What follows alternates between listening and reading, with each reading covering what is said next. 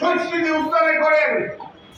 তাদের সিদ্দিকী সাহেব বললেন যে ক্ষমতাসীন দলের সঙ্গে সামনাসামনি একটা ভালো কাজ করতে গিয়ে কেন সামনাসামনি যেভাবে আসি সেভাবেই থাকি।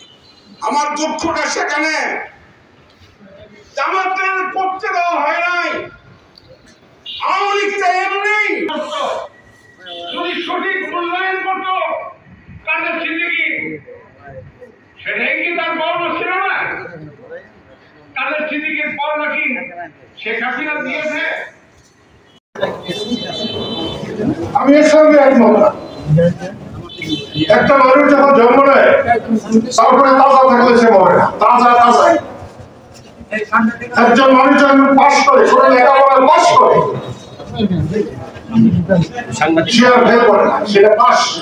ম্যাট্রিক পাস করলে ম্যাট্রিক পাস, আইএ পাস করলে আইএ পাস, বিএ পাস করলে বিএ পাস। তারা আবার ফেল করে না। এক পত্র ফেল করিয়েছিল আইন খান। শেখ ফজলুল হক মনির 2 বার এমএ ডিগ্রি পেয়ে গেছিল।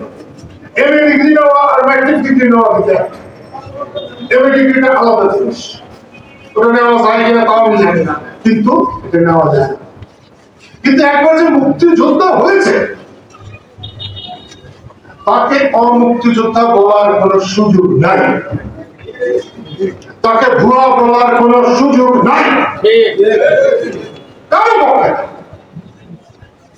এইটাই যদি মুক্তিযোদ্ধারা নিজেরা মনে মনে ধরতে পারত, ওকে ছোট করো, ওকে ছোট করো, ওই দলের আছে ভুয়া। এখান থেকে ফিরে যেতে পারলে এখন আমি মনে করি মুক্তিযোদ্ধারা প্রচুর সম্মান নিয়ে মরতে পারবে এবং তার বংশধররাও প্রচুর সম্মান নিয়ে থাকতে পারবে। আজকে এনায়েত করিমের এই স্মরণ সভায় তোমরা এইটা মনে মনে নিয়ে যাও, যার একজন মুক্তিযোদ্ধা হলে তোমার কি কামড়ায়, তোমারটা কি খায়। এখানে যতদিন মুক্তিযোদ্ধা আছে তার অর্ধেকের মনে মনে পিপি আছে। পরশু দিনের আগের দিন আবার বলছি যে সম্মানে যদি এইটা দেয়, আপনি ট্রেনে আসলে এইটা দেয়, এরকম ওগুলো পাবে।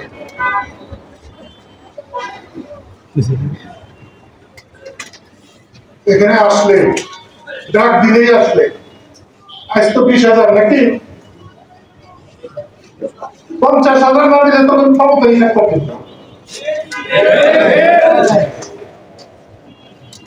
50,000 কেন 1 লাখ দিতে হবে। বৈষম্য বিরোধী আন্দোলনের এখন কোটা করতেছ না, মুক্তিযোদ্ধার কোটা অসুবিধা হয়েছে এখন কোটা করো না, তারপর সম্মানী দিচ্ছ না। স্বাধীনতা যোদ্ধাদের সম্মানী দিতে অসুবিধা, এদের কথা স্বাধীনতা সম্মানীদের সালাম দিয়ে দিবা।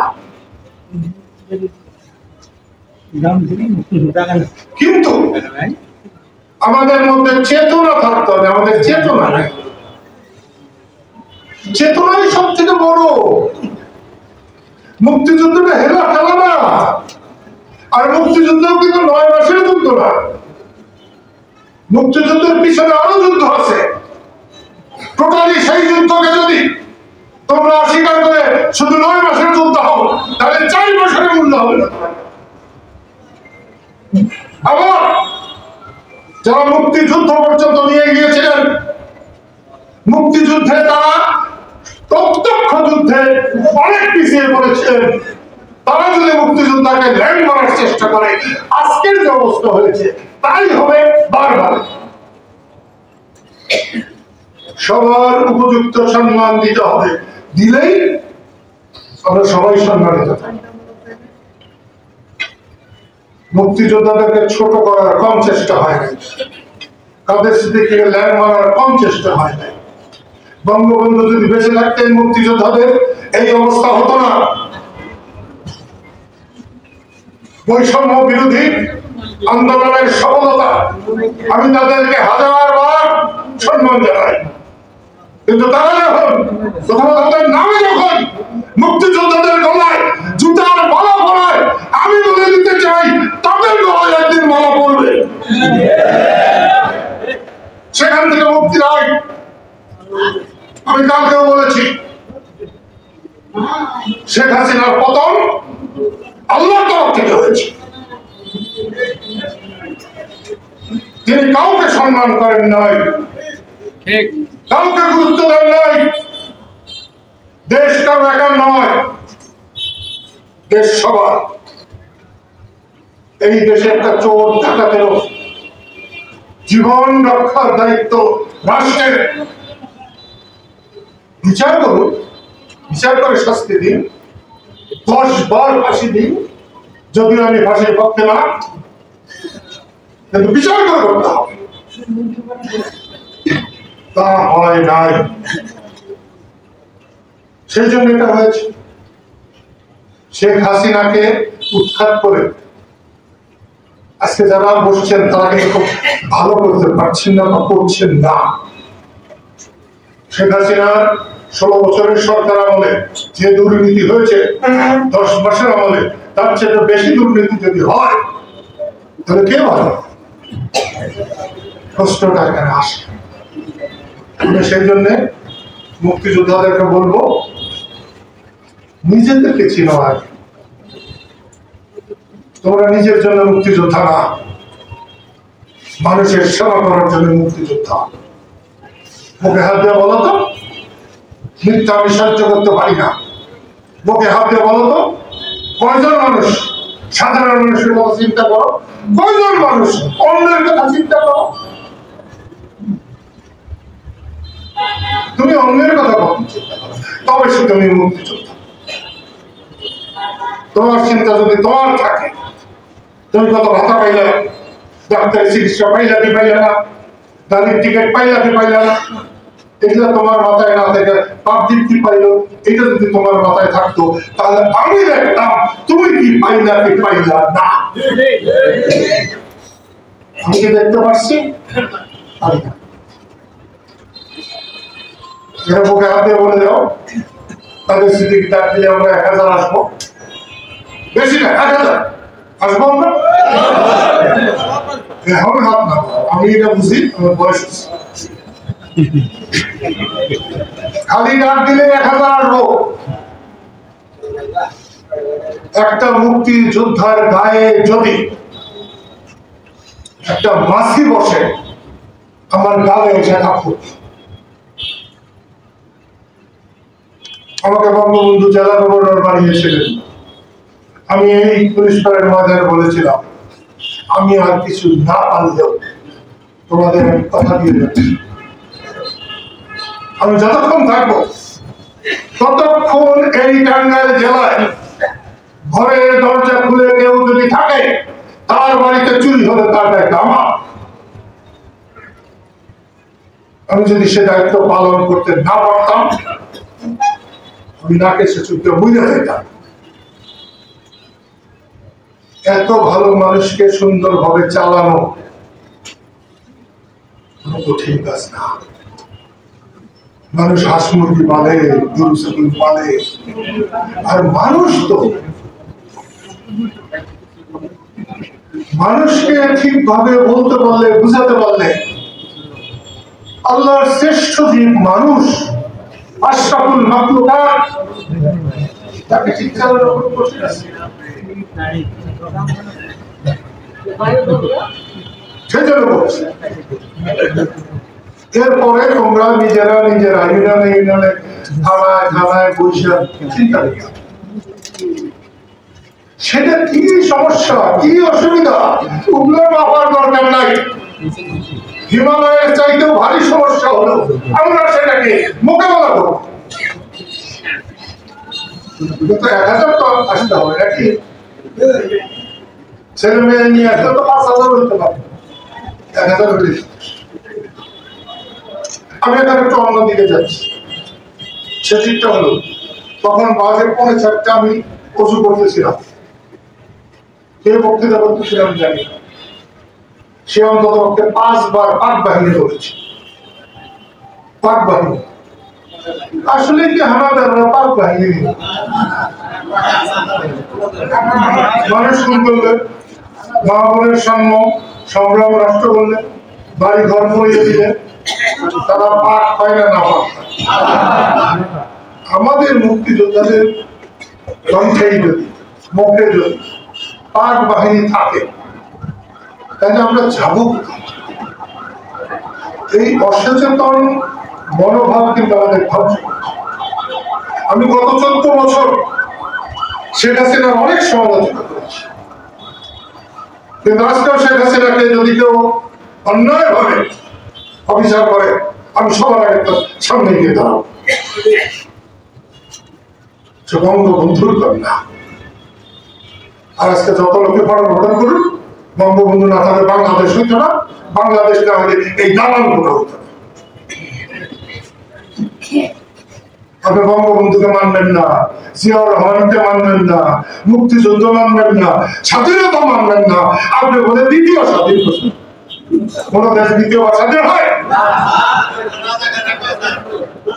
রাজাকাররা কয় এটা আমি বলছি না, কিন্তু দ্বিতীয়বার কোন দেশ স্বাধীন হয় না। ঠিক আছে, একটা বিরাট কাজ করেছে, ছোটে ছোটে যদি বইলা থাকো বলছো ভালো। শেরে বাংলাকে বাদ দিয়ে, মৌলানা ভাসানীকে বাদ দিয়ে, হোসেন শাহী সরওয়ার্দীকে বাদ দিয়ে আজকে বৈষম্য বিরোধী না, এটা বুঝতে হবে। আর যে যত বড়ই হন সবাই মানুষের সেবক, আপনারা কেউ মানুষের মালিক, এই মালিকানা ছেড়ে দিতে হবে। সেই জন্য বলছি মুক্তিযোদ্ধাই যদি পাক বাহিনী করে অসচেতন ভাবে, তাহলে আমরা কোথায় গিয়ে দাঁড়াবো?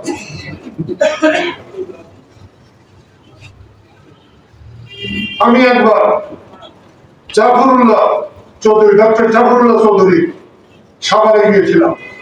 তারা 40 জনকে তারা মুক্তিযোদ্ধাদের তারা সম্মানী দিয়েছে।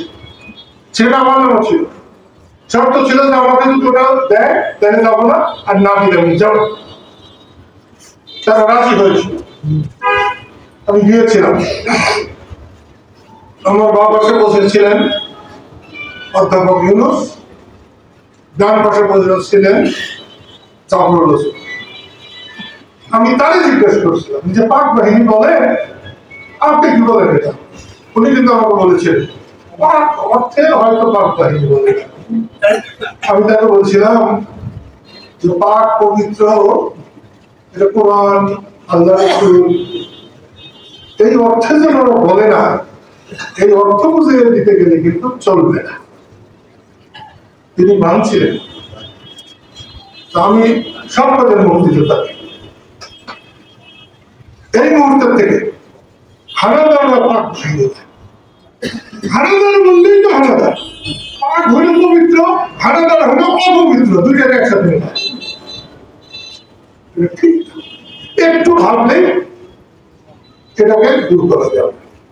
কাউকে কাউকে বললে আবার তারা বলে কি 15 বছর মুক্তিযুদ্ধের সময়টা 15 বছর না, অল্প সময়, কিন্তু পৃথিবীর ইতিহাসে এত সংগ্রাম এত অল্প সময় খুব বেশি দেশে হয়। লাওস, কম্বোডিয়া, ভিয়েতনামে যুদ্ধ হয়েছে অনেক। দ্বিতীয় বিশ্বযুদ্ধ হয়েছে প্রায় 4.5 বছর, 6 কোটি লোক মারা গেছিল। বঙ্গবন্ধু বলেছিলেন এত অল্প সময়, এত ছোট জায়গায় এত বেশি মানুষ কখনো মারা যায়। এটাই সত্য। সেই জন্য বলছি, একটা মিলল না, একজন মানুষ এত সুন্দর, এত বড় একটা জিনিস এনায়েত করিমের স্মরণ সভায়, শোক সভায়, এখনো শোক জানে, স্মরণ করে এসেছে। একটা মানুষ এরকম গোলমাল করবে এবং সে মানুষটা স্বাভাবিক না, এসেছে বাইরে থেকে, কোন জেলার জন্য, যাই হোক, এটা কোনো ভালো কাজ না। সেই কাজটা আব্দুল্লাহ নিজে যে বের করে দিয়েছে। তোমাদের 97 জনের মধ্যে অন্যায় হয়েছে, কিন্তু এই কাজটা ছিল সবচেয়ে একটা নামাজ নষ্টকারীকে তাড়িয়ে দেওয়া যেমন এটা ঠিক তেমনি। তাই সঠিক জিনিসটা আমি তোমাদেরকে ভাবতে বলছি, করতে বলছি, বুঝতে বলছি। আমি একটা জিনিস বলবো, আমার স্ত্রী একেবারে সাদা মাটা মানুষ, একেবারে স্বামী স্ত্রীর জীবনে অনেক ঘটাঘটি থাকে। অনেক বউরা ভাইদের জন্য চায়, গাড়ি চায়, বাড়ি চায়, সোনার গয়না চায়। এই মহিলা আমার কাছে 200 টাকার স্যান্ডেল ছাড়া, 300-400 টাকার হাতের শাড়ি ছাড়া কিছুর কথাই বলতো। আমার মেয়েরা আমার কাছে 100 টাকা চেত, ছোটটায় টাকা চায়, কি দিব? 20,000, 20,000, 2 বোন। তাহলে হয়তো আধা ঘন্টা পরে বেগম সব চাইতে, আচ্ছা 5,000 টাকা দিতে পারবা? অমুকলে দেবো, অমুক। কত বলেছি যে তোমার তো টাকা থাকে, আমাকে বলার কি দরকার আছে? কিন্তু সেটা আমি পরশুদিন শপিং করি, যে কথাটা বলার ছিল বলতে পারি।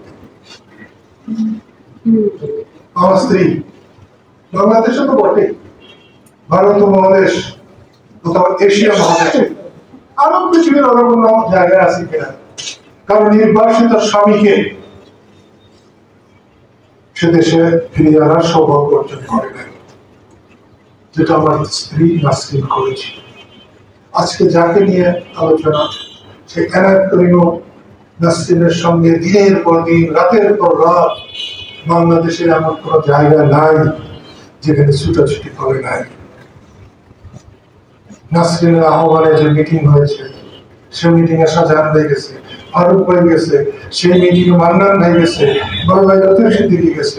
সেই মিটিং এ এখনো বেঁচে আছেন প্রাক্তন রাষ্ট্রপতি আব্দুল হামিদ গেছে সাধারণ বক্তা হয়ে, জিল্লুর রহমান গেছে বক্তা হয়ে, মেনু ভাই গেছে, বিচার জানি না, নিশ্চয়ই গেছে, কারণ সে সময় টাঙ্গাইলের তো সবাই গেছে। এমন সৌভাগ্যবতী স্ত্রী এই উপমহাদেশে দ্বিতীয়টা আছে আমার মনে হয় না। তাই অন্ততপক্ষে আমি দেশে থাকা, আমার দেশে থাকা, তার ভূমিকা, তার অবদান অবশ্য। এই সাথে আমি আরেকজন বলবো, আমার বড় ভাই স্ত্রী লাইলা সিদ্দিকী। আমি যতটুকু লেখাপড়া করছি তাতে এই ভারত উপমহাদেশে কোন মহিলা স্বতন্ত্র প্রার্থী হয়ে তার আগে জয়লাভ করতে পারে।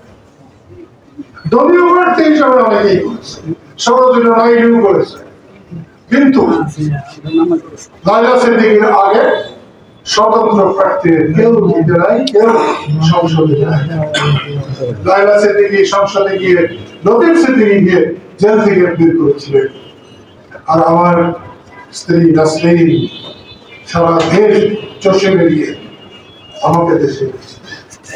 তোমাদের সবার কাছে প্রার্থনা করছি নাসরিনের জন্য, তোমরা দোয়া করো, কার দোয়া আল্লাহ কবুল করবে। তোমরা করিম সাহেবের জন্য দোয়া করো। আমরা কিন্তু সঠিক সময়, সঠিক মানুষের সঠিক মূল্যায়ন করতে পারি। এনায়েত করিম ডাক্তার ছিলেন, নমুক ছিলেন না তমুক ছিলেন, এগুলা নিয়ে আমার কোনো মাথা ব্যথা নেই। কারণ আমি নাটক করতে পারি না, অভিনয় করতে পারি না, আমি কখনো অভিনেতা ছিলাম। সারা জীবন চেষ্টা করছি কর্মী। আমার বড় ভাই একদিনের জন্য স্বীকার করে নাই আমি একজন কর্মী হতে পেরেছি। এখন স্বীকার করে মুখ ভরবে ভরে যায়। আজকে যদি সারা দুনিয়ার বাদশাহী আমাকে দেয়, তার চেয়ে তার বড় ভাইয়ের সমর্থন থেকে সে ছোট্ট কাল থেকে আমি এখানে এসেছি। এখন যে তিনি মনে করেন আমি মানুষ হয়েছি, এটা আমার জন্য শ্রেষ্ঠ পুরস্কার। সারা দুনিয়ার বাদশাহীর বড় বাদশাহী আমার এইটা নিয়ে আমি বলতে পারি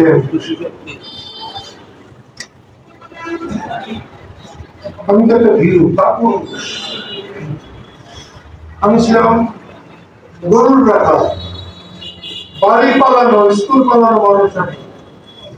আমি ঢাকা শহরে রিক্সা চালিয়েছি, পালিয়ে গিয়ে সেই মানুষ আমি এখানে এসেছি। আমাকে কিচ্ছু দেন নাই, কিচ্ছু করেন নাই, কিন্তু আমি লতিফ সিদ্দিকীকে অনুসরণ করেই আমি আজকের মানুষ। আমি লতিফ ভাইকে দেখেই আমি রাজনীতিতে শিখেছি, স্লোগান দিতে শিখেছি, পোস্টার লাগানো শিখেছি, মাইক মারা শিখেছি। তাকে দেখে আমি বঙ্গবন্ধুকে পেয়েছি। আমি যৌবনে কোনো প্রেম করি নাই, আমার চোখে কোনো নারী ছিল না, আমার চোখে বঙ্গবন্ধুকে পেয়ে আমি মাতৃভূমিকে পেয়েছি। আমার কাছে মার চাইতে বড় কিছু নাই, আমার চাইতে মাতৃভূমির চাইতে বড় কিচ্ছু নাই। সেই জিনিসটা আমি তার জন্য পেয়েছি। না আমার চাইতে যে মানুষ এই বাংলাদেশে দিতে যাবে,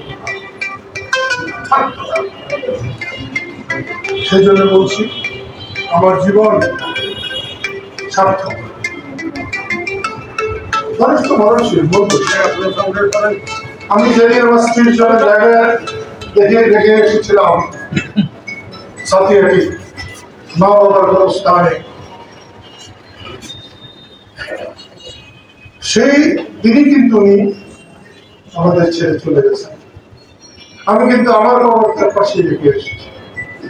বড় ভাইকে বলেছিলাম, উনি বললেন আমি তো আমার দেহ মেডিকেল দিয়েছি। আমি তাকে বলছিলাম বিবেচনা করা যায় না, আমার বাবার পায়ের কাছে আমি, আপনি বাবার পাশে কি শুতে পারেন না, বড় ছিল। আজকে কিন্তু খুবই খুশি, একদিকে আমার বড় ভাই, একদিকে আমার একদম ছোট ভাই, আমি মাঝখানে। কতটা নিরাপদ? এই নিরাপদের কোন শেষ নাই, এই নিরাপত্তার কোন উদাহরণ নেই। আমি গবেষণার কথা বলবো, দেহ দান করলে, জীবিত থাকলে ফিরিয়ে আনে। ওই একটা খবর আমরা থাকলাম, মানুষটা সব ভাবতেও পারে যে ওরা দেশকে স্বাধীন করেছিল, মানুষের জন্য কাজ করেছিল। এক সময় যদি বলতাম সারা টাঙ্গাইল আমার, একটা বঙ্গ রেখা, লক্ষণ রেখা যদি দিতাম, কেউ কিছু বলতে পারত? ঢাকা শহরের অর্ধেক লক্ষণ রেখা দিয়ে দিলে, কারণ বাবার সাথে ছিল বঙ্গবন্ধুর দেওয়া 5 কাঠার মোহাম্মদপুরের ওই বাড়ি আমার ঠিকানা। আমার বিরোধী যারা আছে, ছিল যারা, এখন আছে, তারা কিন্তু 31টা বাড়ি ঢাকা শহরে। আমি বলছিলাম 31টা বাড়ি 30টা নিয়ে আমার একটা বাড়ি দিয়ে, একটা তো আছে, আর একটা বাড়ি যেখানে পাবো। আমরা আমাদের কি পরিমাণ বদলাম যে আমরা করি, আমরা যদি ছোট করার চেষ্টা করি, আমরা ভাবি না। একটা কথা না বললেই আমি বুঝছি না।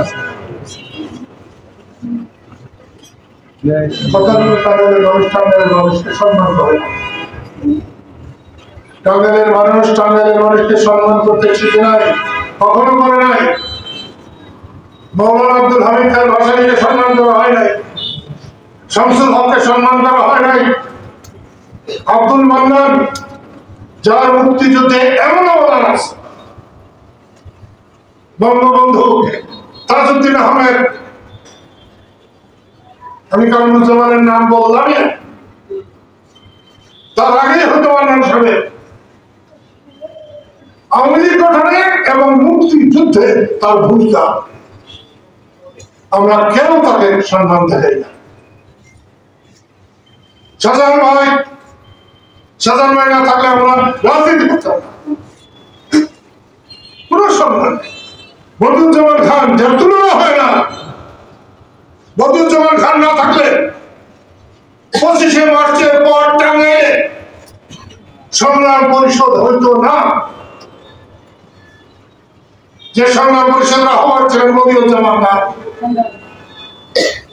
লতিফ ভাই, সেখানে শামসুর রহমান খান সালেহান, সেইখানে ছিলেন হবিবুর রহমান। আজকে সবার যে সভাপতি বলছে উনি হতে চান নাই হামিদুল হক, তুমি তখন ওই কমিটির মেম্বার ছিলেন। আমি সেই কারণেই তাকে বলেছি আপনি কিছু করেন আর না করেন, আপনি সভাপতিত্ব করেন, আপনাকে অনেক কিছু করতে হবে না। উনি রাজি হয়েছিলেন, বসেছেন, এসেছেন। কুলফানকে আসতে বলেছিলাম, কুলফান কিন্তু 15 বছর আমার পিছনে পিছনে ঘুরছে, 15 বছর আমার পিছনে পিছনে জান দিয়ে দিছে। তারা এখন জাতীয় মুক্তিযোদ্ধা দল আসলে আলমুজাদির ভাই সত্যিকারে খুব অসুস্থ, তার ঘর থেকে বেরোনো অসুস্থ। সালাম কিন্তু ওনাকে আমি বলছিলাম, উনি আমাকে সাথে সাথে বলছিলেন আমি আসবো, পরের দিনে বলছে আসতে হবে, কারণ দলাদলি আসতে থাকে। এতটা বছর উনি জেলে থাকলেন, একমাত্র আল্লাহর কারণে উনি মুক্তি হয়েছে। আল্লাহ তাকে দয়া করে মুক্তি দিয়েছে। একজন মুক্তিযোদ্ধা, তিনি একজন এনায়েত করিমের মতো মুক্তিযোদ্ধার শোক সভায় উপস্থিত হতে পারছেন না। এটা কিসের রাজনীতি? একবার ফোন করলে আমি ফখরুল ইসলাম আলমী সাহেবকে পাই, একবার ফোন করি, এবার না হলেও 25 বার ফোন করছি।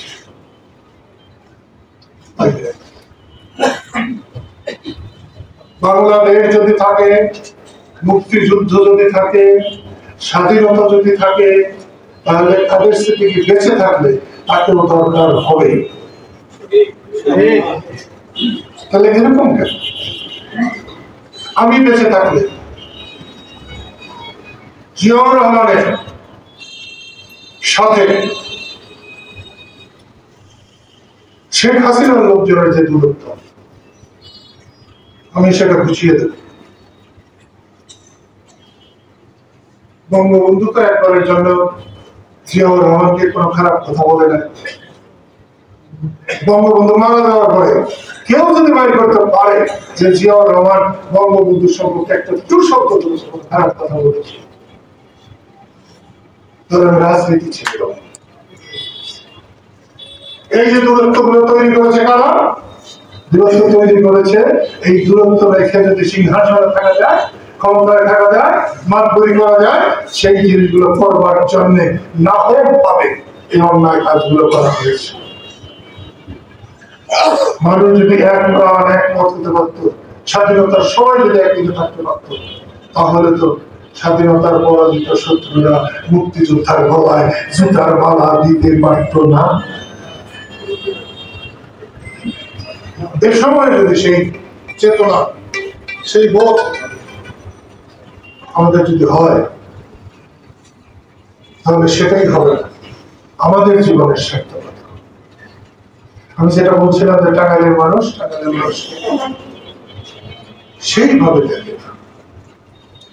ডক্টর আলিমা রাজির মতো অত বড় একটা মানুষ, আইনজ্ঞ, বাংলাদেশে খুব বেশি নাই, আমরা তাকে মনে রাখি না।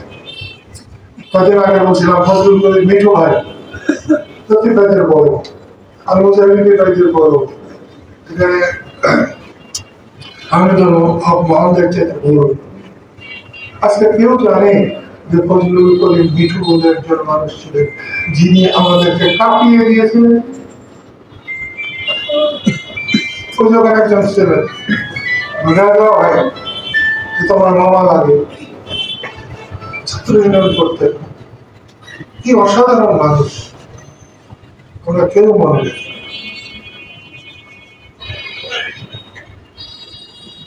শাহজাহান সিরাজ লতিফের বহু শিষ্য, বক্তৃতা শেখাইতেন ভাঙ্গা কাছারি ঘরে। কেমনি ওঠানামা করতে হবে, হাতের সাথে নামাইতে হবে। কোনদিন আমাকে কিন্তু বলে দেয় যে বজ্র এরকম না এরকম, বরঞ্চ মেধা দিয়ে একজন বলছে তাদের ভাই এরকম না এরকম না। আমাদের একটা সুজা ছিলেন, সুজা মামা করাতে মহারাজ, একদিন আমার বক্তৃতা শুনে বলছে যে আমি তো এরকম বক্তৃতা শুনি নাই, আমাদের কে শিখাইল? আমি তো কেউ শিখাই, আল্লাহ শিখাইল। আমি বক্তৃতা শিখছিলাম যে কি স্কুলটা না আজহার কি বন্ডি প্রাইমারি স্কুলে যে হাত পা মাইয়া বক্তৃতা করছিলাম। ছোট তো সব আমার মনে হয় আমি তো বলতে পারি। তারপর হুগলি নদীর পাড়ে যে বক্তৃতা করতাম, সেও থাকতো না। বিন্না খাড়া কি বলে গাছ, ওটা থাকতো। আমার মনে হয় তোমরা হাতে তাড়ি দিতেছে, আস্তে আস্তে শিখে গেল। সেই শাহজাহান সিরাজ, তার নামে 111 সময় মামলা হয়েছিল। তার বোন নামে 16,000 টাকা আর তার নামে বলে 50,000 টাকা। হায় রে হায়, মামলা বলে জেল হয়েছে শুই না, কালীঘাটে লোকেরা মিষ্টি দিচ্ছে। এটা সম্ভব? শাহজাহান সিরাজ না থাকলে কালীঘাটে দিতে পারে না। লতিফ সিদ্দিকী না জন্মাইলে এই যে আমি বাড়িতে কথা বলতেছি, এই যে তোমরা কত সুন্দর সুন্দর সাদা পোশাক পরে যাইছো, এটা পাকিস্তানের আমল থেকে এর অর্ধেক মানুষের গায়ে জামা থাকতো না। আজকে 1.5 কোটি মানুষ বিদেশে থাকে, মাসে যদি $100 পাঠায় তাহলে বছরে $1200 আসে। কার ধরে সরকার কোপদারি করতেছে? 50 সালের আকালের চাইতে বাংলাদেশের অবস্থা এখন আরো খারাপ, কিন্তু তারপর বাংলাদেশের মানুষ হেসে খেলে আছে। কি জন্য? ওর যে 1.5 কোটি বঙ্গ সন্তান সারা পৃথিবী জয় করছে, তার জন্য আইনের পাও ধরতে পারে, পাও দিয়ে দিতে পারে, কিন্তু আমার এই প্রবাসীদের পারে না। যাদের টাকা ফেরত দিতে হয় না, 1 পয়সা সুদ দিতে হয় না, তাদের কোন মর্যাদা নাই। আমি যে জন্য কথাটা বলছিলাম যে টাঙ্গাইলের মানুষকে সম্মান করে না। কে আছে? শাহজাহান সিরাজ চলে গেছে, আমি চলে যাবো, লতিফ ভাই চলে যাবে, তারপর টাঙ্গাইল যাওয়া। তোমরা ঢাকা শহরে যাইয়া কোন অফিসে ঢুকতে পারবা? অফিসের পিয়নরা যে বাইরে টুলে বসে থাকে, সেই টুল পর্যন্ত যাইতে পারবা, টাঙ্গাইলের মানুষের পরিচয় দেওয়ার কিচ্ছু থাকবে না, একটা মানুষ নাই। এই যে আমার ডাক্তার রাজ্জাক, আমি ওকে খুব ভালো মনে করছি, মন্ত্রী হইয়া ওর অফিসে 100 মানুষের সামনে পায়ে হাত দেওয়া, আমি মনে করছি ভালো। ও বাবা, 1-2টা মন্ত্রী হওয়ার পরে যে নতুন পালছে, 15 বছর মধ্যে পড়াইছে, ওর বাপ দাদাকে কোনো ঠিকানা ছিল না। বাপটা মরে যাওয়ার পরে ওর মা ওকে নিয়ে গেছিল আরেকখানে বিয়ে হয়ে সুখে সংসার। ওদের যে ছোট বোনেরা আছে, অত্যন্ত ভালো মানুষ। সেই রাজ্যা স্বাধীনতার পর যতবার টাঙ্গাইল আছে, আমি ইনভাবে করে 2000 করে টাকা দিতাম। তখন 2000 টাকায় 2 ডিসিমেল জায়গা কিনে দিত।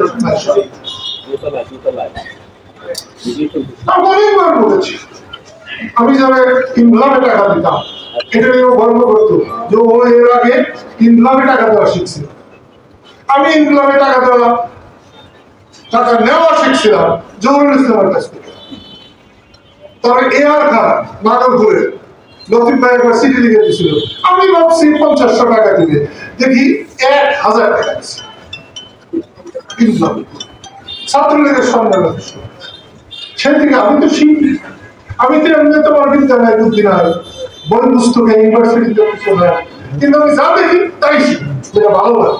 খারাপ লাগে না কিন্তু আমি করছি। আমি সেই জন্য বলছি গার্দিনিয়া বাহিনীর বৈশিষ্ট্যরা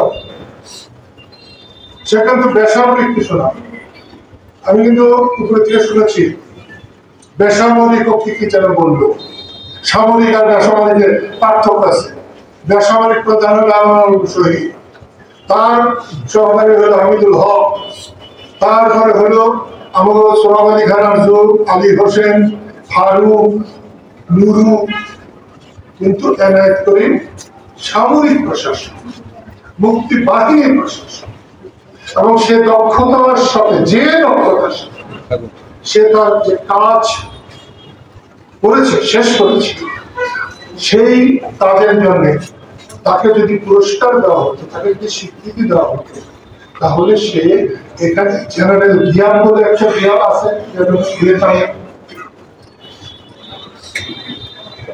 জার্মানির রোমেন আছে, রোমেন কিন্তু একটু বড় হয়ে যাচ্ছিল বলে তাকে কিন্তু ধরে নিয়ে প্রত্যাশা করতে চাইছিল যে তুমি হিটলারের সাথে নামি হয়ে যেতেছ। সে কিন্তু আস্তে এদের চাইতেও একটা শ্রেষ্ঠ পুরস্কার সম্মান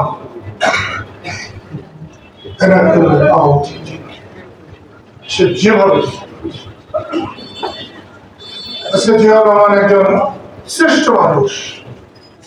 রাজনীতিতে বঙ্গবন্ধুর পরে কারো যদি জায়গা থাকে তাহলে জিয়াউর রহমান আছে, একটা দল হয়েছে। কিন্তু মুক্তিযুদ্ধের সময় এনায়েত করিম আর জিয়াউর রহমান যে পরিমাণ নৈকট্য ছিল, কাছাকাছি ছিল।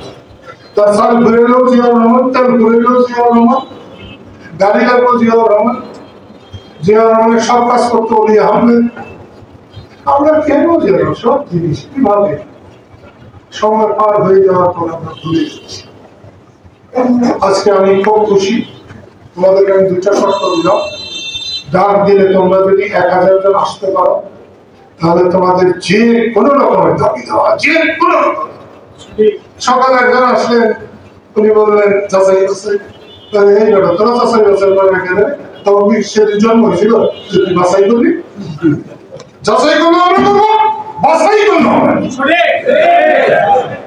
আর যে যাচাই বাছাই হয়েছে হয়েছে, ওটা নিয়ে কোনো কথা চলবে না। আমাদের ফুলপুরের শামসু ভাই ছিলেন, কোন এক মিটিংয়ে বলছে 30 কোটি শহীদ, কিষণ দিরাজন বলছে 30 না 30 লাখ। না কুমাইবাম না, যা কইছি কইছি আর কুমাইবাম না। মুক্তিযোদ্ধাদের নিয়ে আর ছেলে খেলা সহ্য করা হবে না। আজকের এনায়েত করিমের শোক সভায় এইটাই হোক আমাদের শপথ যে আমরা মুক্তিযোদ্ধার সম্মান রক্ষা করব, সেই সাথে আমরা দেশের জন্য আমরা সেবা করবো। প্রত্যেককে, সে কুলি হোক, মজুর হোক, রিক্সাওয়ালা হোক, ক্ষেত মজুর হোক, চাষি হোক, আমরা তার সেবক, আমরা তাদের মালিক। আমরা যদি সঠিক সেবকের পরিচয় দিতে পারি, তাহলে আমরা জয়ী হব, তাহলে আমরা তৃপ্তি হব, তাহলে আমাদের সম্মান হবে। এনায়েত করিমের বইটা প্রকাশ করা হয়েছে, আমি আশা করবো সবাই করবে, যতটুকু টাকা দিয়ে নিয়ে করবে। সবারই টাকা পয়সা আছে, আরো কম আছে, তারও বেশি আছে। 100 টাকা 200 টাকা খরচ করা কোনো কঠিন কাজ নয়। আমি পরিষদে বলতে চাই, বজলু, জাহাঙ্গীর, নুরু, বাবলু, আরো যারা এই সময় কাজ করেছেন তাদের ধন্যবাদ দিই। আমার কিন্তু একটা নতুন জিনিস আমার চোখের সামনে রয়েছে। আমার নাম আছে, কিন্তু যা ব্যবস্থাপনা সবই কিন্তু ওরা করেছে, সবই। এটা আমার 100% সম্মতিতে, 100% চাহিদা, কিন্তু কাজ ওরাই করছে। ওরা যদি এই কাজ করতে পারে, তাহলে মুক্তিযোদ্ধাদের জন্য, শুধু টাকা না, সারা দেশের মুক্তিযোদ্ধাদের জন্য, যদি মুক্তিযোদ্ধাদের জন্য 20,000 হয়, এটা আমি পয়সা থাকতে থাকতে লাখ টাকার সম্মানিতে নিয়ে যেতে পারি বলে আমার অঞ্চল থেকে বসে আছে। এবং সব রকম সম্মান পাবে, সব রকম। খালি সম্মানী দেওয়াই সম্মান না, জাতীয়ভাবে সম্মান পাবে। তার সামাজিক নিরাপত্তা হবে। সরকার, সরকারি কর্মচারী মুক্তিযোদ্ধাকে সম্মান করতে হবে। মুক্তিযোদ্ধাকে তারা যতদিন মুক্তিযোদ্ধা হয়েছে, মুক্তিযোদ্ধার ন্যাশনাল হয়েছে, তাদেরকে সম্মান। আমি একেবারে শেষ করতে চাই, আমার শুরু করাই উচিত ছিল জয় বাংলা। আমি শুরু করলাম জয় বাংলা। জয় বাংলা দেশের স্লোগান, মুক্তিযুদ্ধের স্লোগান, বাংলাদেশের স্লোগান। আমরা হয়তো ভুল করেছি, আওয়ামী সরকার ভুল করেছে যে সেটাকে হয়তো দলীয় রূপ দেওয়ার চেষ্টা করেছে। না, মুক্তিযুদ্ধ বাংলাদেশের স্লোগান, মুক্তিযুদ্ধ স্বাধীনতার স্লোগান, জয় বাংলা স্বাধীনতা। আমরা এটাকে মান্য করবো এবং সবখানে আমরা জয় বাংলা বলবো, জয় বঙ্গবন্ধু বলবো। বাংলাদেশ আর বঙ্গবন্ধু কখনো বিচ্ছিন্ন না, এক সত্য, এক। বঙ্গবন্ধুকে বাদ দিয়ে বাংলাদেশের চিন্তা করা যায় না। আমি সেই জন্য আবার বলছি, মুক্তিযোদ্ধারা প্রথম নিজেদেরকে চেনো, তারপর সাধারণ মানুষকে চেনার চেষ্টা। সাধারণ মানুষের প্রতি যদি আমাদের দায়িত্ব না থাকে, তাহলে আমাদের কোনো মূল্যই নেই, কোনো মূল্যই নেই। আজকে এই মিটিং এ যতজন মুক্তিযোদ্ধা এসেছেন, এর দুগুণ যদি সাধারণ মানুষ আসতো, তাহলে এটা আরো ভালো হতো না? আজকে আসে না, কিন্তু আগামীকাল নিশ্চয়ই আসবে, নিশ্চয়ই আমরা আনবো, আমরা তার কাছে যাবো, আনবো তাকে। আমি আবার বলি, এই কথাই যদি আজকের কথাই আমার জীবনে প্রশ্নতা হয়, তোমরা আমাকে ক্ষমা করো, মাফ করো। জীবনে মানুষ অনেক ভুল করে, তোমরাও করেছো। আমি আমার অন্তর থেকে সবাইকে মাফ করে দিলাম। তোমরা আমাকে, আমার স্ত্রীকে, এনআইন তৈরিকে তোমরা মাফ করে দিও, এই কথা বলে পবিত্র আল্লাহর পবিত্র আরশের নিচে আল্লাহ তোমাদেরকে ছায়া দিন। দেশের জন্য তোমরা মুক্তিযুদ্ধে যেমন দেশের জন্য কাজ করতে পেরেছ, যতদিন তোমরা সুস্থ থাকো, মানুষের জন্য যাতে কাজ করে যেতে পারো, এই আশাবাদ ব্যক্ত করে আমি একটা বিরাট আশা নিয়ে, বিশেষ করে মুক্তিযোদ্ধাদের প্রতি একটা বিরাট আশা নিয়ে আমি আমার কথা শেষ করছি। আল্লাহ তোমাদের রহমত করুন। আমিন।